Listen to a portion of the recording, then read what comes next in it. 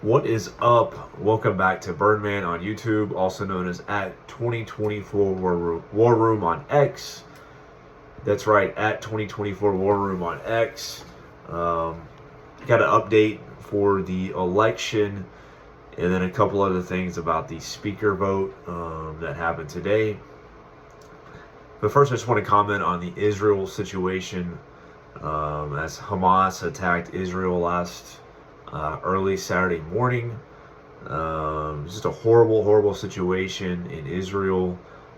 Please pray for everyone in Israel and everyone that's been affected by that. There's been, I believe, 22 Americans that have been killed over there. Over 1,000 people have died in Israel since the attacks, and hundreds of thousands of them injured. So really, really wild stuff going on. Crazy, crazy time. A war that has erupted in the past 5 days. So really a crazy time to be alive. Not a great situation over there. We'll see what happens. I have to say though, there's an enormous amount of people. I was just on X, and LeBron James, who's actually on the right side of history with this post, commented on it.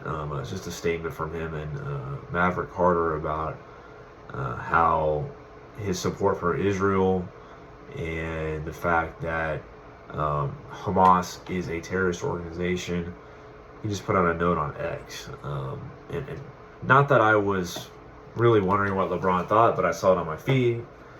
And I went to the comments, and the comments are all like, "No, LeBron, no," and they're all like pro Palestine. I don't even know if these people even know what they're talking about. I really don't. I don't understand how you could be for people that have some kind of shit terrorism where you fly on gliders to a outdoor concert and murder hundreds of people, or butcher families in the middle of the night, early in the morning, kill women and children. I don't really understand how you align yourself with these people, but there's a lot of people out there doing it. And not only that, Black Lives Matter, who is now, I think it's BLM Chicago sending out a Free Palestine, or basically their support of Hamas out. I mean, that just tells you what kind of an organization that is. And I think a few years ago people were like, Black Lives Matter, this and that, after the George Floyd protests. And I mean, you think about it, the Black Lives Matter. Well, of course Black Lives Matter. I mean, you can't deny that. But people, the actual organization is a shit show, okay? I don't know how you support that kind of shit show they got going on over there. I mean, you got an organization supporting Hamas now openly. Is it the founders of BLM live in these $1 million houses in white neighborhoods, but yet they, it's just insane. There's a million things you can say about Black Lives Matter, but the fact that they're out there supporting terrorists is insane. But terrible situation over in Israel. We'll see what happens. It's a lot of stuff going on, and something I wanted to talk about though, the few different presidential candidates. So this is 2024 War Room, so I'll talk about that. Is you look at the different philosophies between the candidates, right? You got Nikki Haley, who's a complete warmonger, comes out and says a couple of days ago on Fox News that she says, "Finish them." To Netanyahu, the prime minister of Israel. I think it is the prime minister. I know he's the leader of Israel, but he's I forget if he's prime minister or what. But Netanyahu, she tells him to finish them. Talking about Hezbollah, Finish them.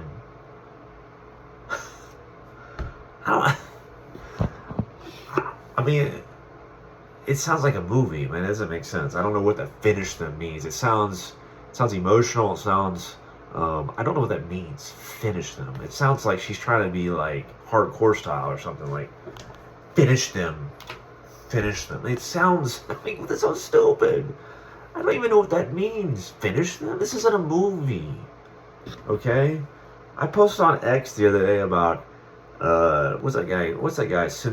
Sensei, Cross or Crace or whatever his name is. The guy in Karate Kid, he's the new one too. That tells his guy Johnny to finish Karate Kid. Daniel, whatever his name is. He says, "Finish him," and that's immediately what I thought of, because it's like, this is crazy. What is she talking about? And then you have what's his name, Pence wanting to. I mean, these people want to just go strike, and everybody just wants to escalate the war, but there's no really plan to it. And then you got, Vivek. I'm a Vivek guy, so I mean, he's out there really like talking about, the $400 billion that they gave Iran. He's talking about a lot of different things going on, and with specifics of what's going on over there right now. So it's interesting to see the different feedback, and Vivek might be wrong. I don't really know, but at least he has like a condensed plan. I wish I had it in front of me, but at least he has specifics. If you go to his page, if you look at the Tucker Carlson interview he did on X, you can see that he's not just saying, like buzzwords like finish them or whatever's going on. So I will say it's interesting. We'll see what happens. I hope the best. I hope whatever happens, it gets better. We'll be praying for Israel and everyone in that region and what's going on. And hell, we don't know what's going to happen here. I mean, this could lead to something happening here very soon. This could be something else going on. So we might have not seen all of it, folks. This might be like something else happening soon here in the United States. Hopefully not. I pray not, but we'll see what happens. Hopefully not. Speaker of the House.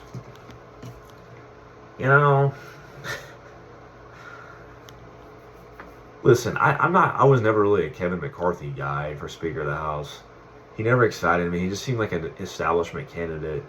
The fact that he wore a Ukraine emblem around Congress and hey, this is the other point, is that where are we at as American? Where are we at in the Republican Party is that, do we support being involved in overseas wars all the time? I mean, listen, I mean, I can tell you that just because you align with Ukraine doesn't mean you're on the good team.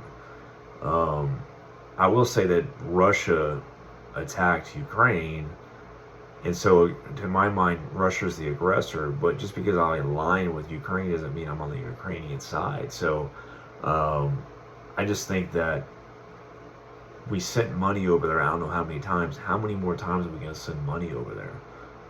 I mean, it's ridiculous. I don't see.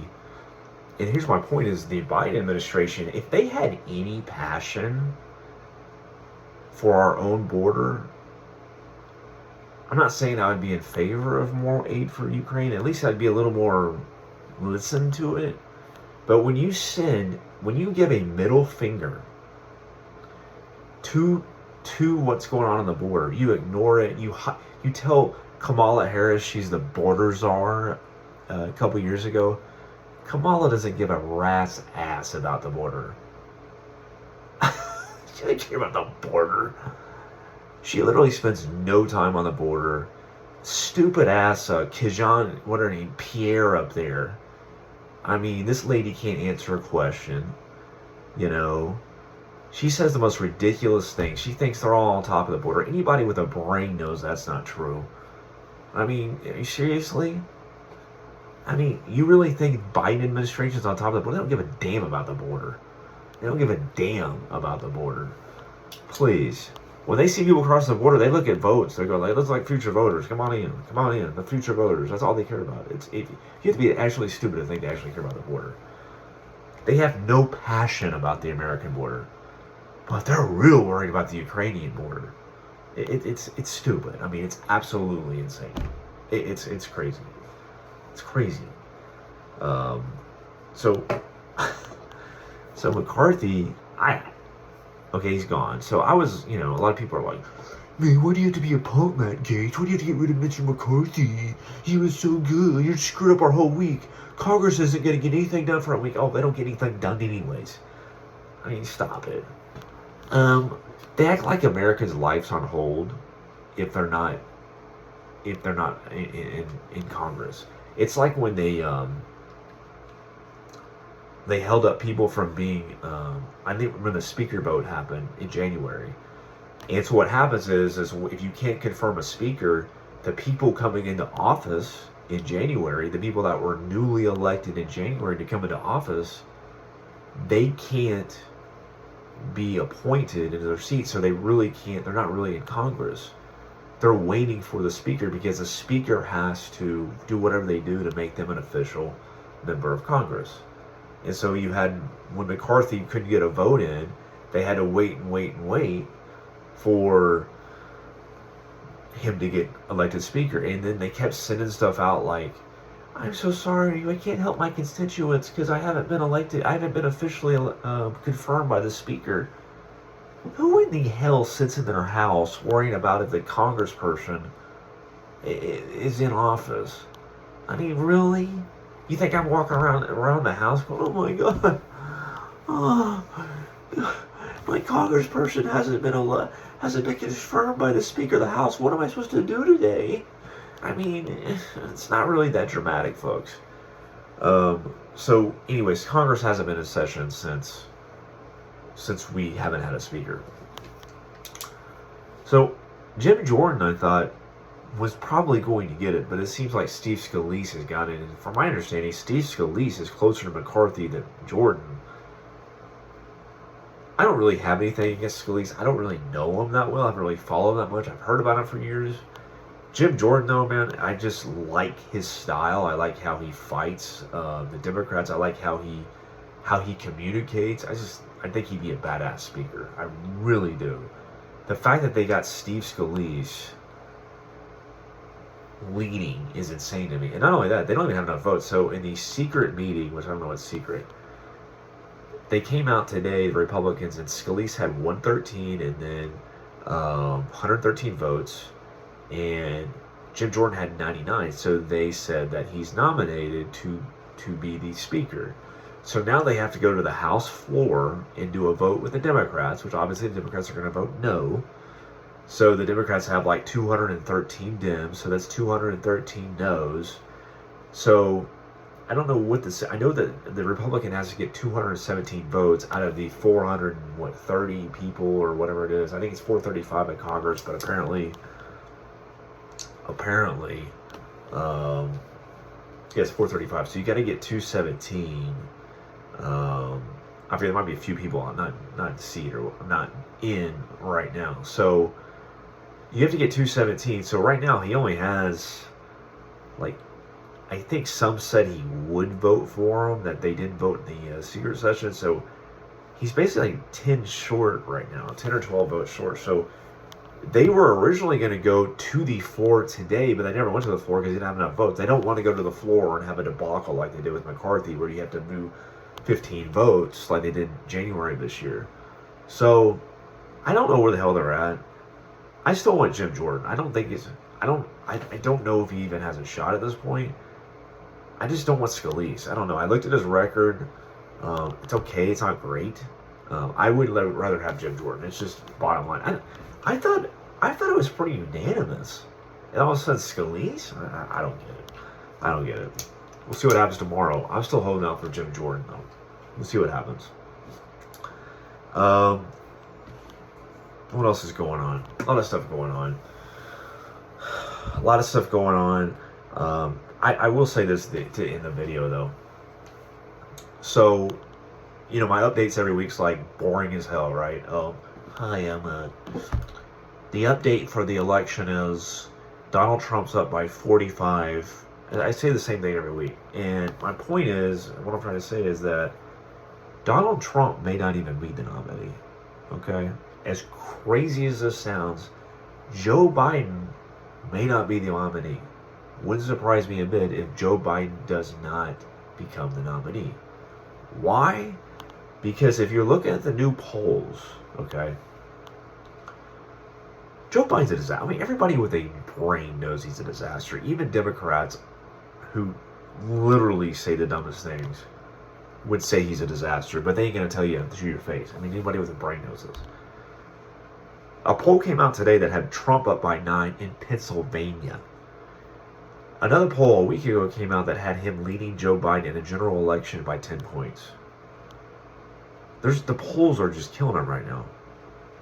Now, I did just see a Fox News poll that had Biden by 1, but I don't know. Fox News, I don't even know if I believe them anymore. I really don't think I do. But remember, Donald Trump has 4 indictments. Donald Trump will probably be guilty at least 1, maybe all 4. There's a chance Donald Trump will be in jail. There's a chance Donald Trump will be a convicted felon. What's going to happen if he's the nominee and all of a sudden 5 seconds later he's convicted and is a felon? Is he going to be in jail? Is he going to be, I mean, how's this going to work? Are people, if he's not the nominee yet, if people are still in the race and he gets convicted, is his poll numbers going to go up like they did with the indictments? I mean, is he going to get like a felony charge and people are like, no, and everybody starts running to him? I don't think so. I really don't. Joe Biden, we know his incapacities and all that stuff. So I don't know what's going to happen, folks. But as crazy as it sounds, it may not be Joe Biden and Donald Trump. Anyways, folks, that's all I got. Follow me on at 2024 War Room on X. Also subscribe below here on Birdman. A lot of stuff going on X. A lot of news going on. Thank you and have an outstanding night. Thank you.